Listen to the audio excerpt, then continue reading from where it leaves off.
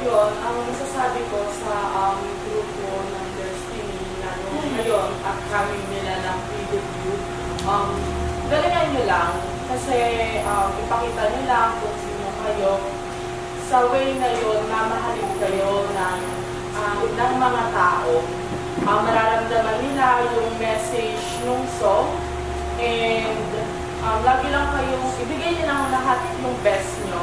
Isipin nyo lang na laging unang performance yung ginagawa nyo para mabigay nyo yung full effort nyo, yung full performance nyo, and lagi kayong magpe-pray syempre bago mag-perform para i-guide kayo ni Lord syempre sa stage.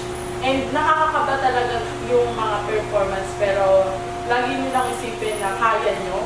Kasi kayo lang yung nandiyan sa stage, alam ko naman na lahat masusurvive nyo. And always give your best sa lahat ng performance nyo. And kung yun, huwag kayong makakalimot sa mga supporters nyo. Siyempre, lalo kapag nag-mall show kayo or nag-perform kayo, lagi kayong magte-thank you.